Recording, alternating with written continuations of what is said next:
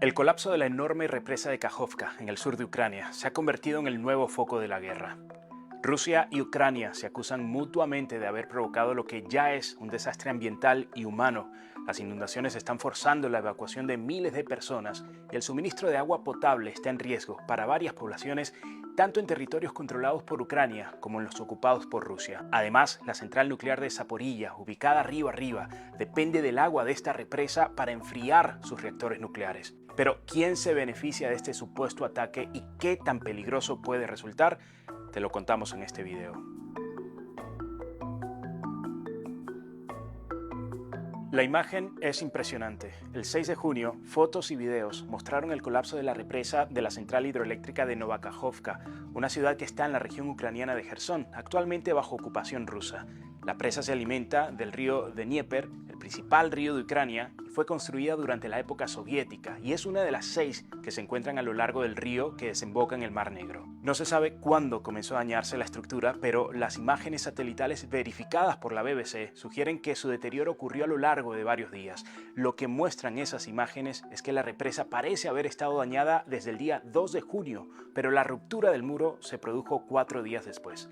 Las autoridades ucranianas declararon que la central hidroeléctrica había quedado totalmente destruida y que no podía restaurarse. Lo que siguió a continuación fue la inundación de decenas de pueblos y aldeas. Hasta 80 poblados están bajo riesgo de quedar bajo el agua.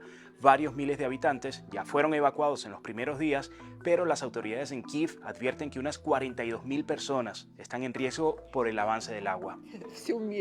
Nos hemos acostumbrado a los bombardeos, pero un desastre natural como este es una pesadilla, decía esta mujer en medio de la evacuación. Además, el embalse suministra agua a una gran cantidad de comunidades río arriba, incluyendo agricultores que dependen de ella para cultivar sus cosechas.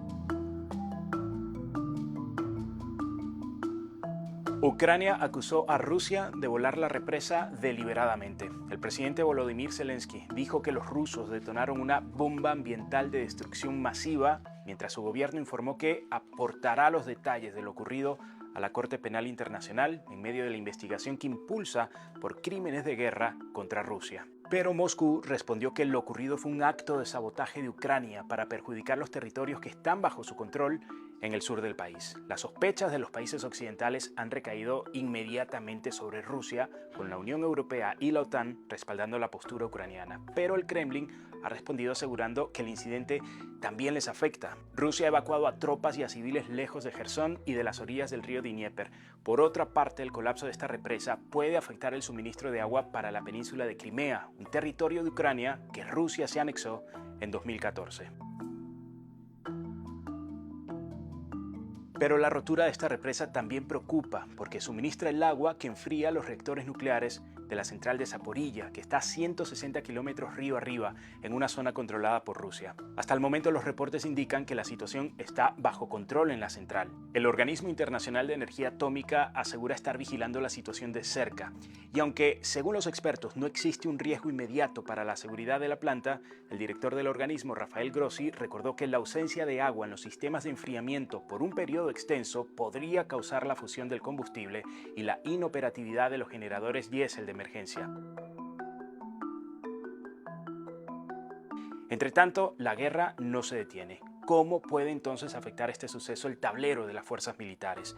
La ruptura de la presa ocurre justo cuando Ucrania puso en marcha una operación de contraofensiva contra el dominio ruso en sus territorios ocupados. Según el análisis del corresponsal de seguridad de la BBC, Frank Garner, el daño a la represa, independientemente de quién fue el responsable, puede complicar las operaciones militares del ejército ucraniano en esta zona. Según lo que explica Garner, las grandes extensiones de tierra, río abajo, inundadas, son un obstáculo para los blindados ucranianos, pues sería extremadamente peligroso cruzarlas con una brigada blindada bajo el fuego de la artillería rusa. Quien sea quien haya sido el responsable, el incidente de la presa de Kajovka está teniendo consecuencias devastadoras para poblaciones a ambos lados de la línea de batalla y ha alterado el tablero de ajedrez estratégico en el sur de Ucrania, obligando a ambas partes a realizar ajustes importantes.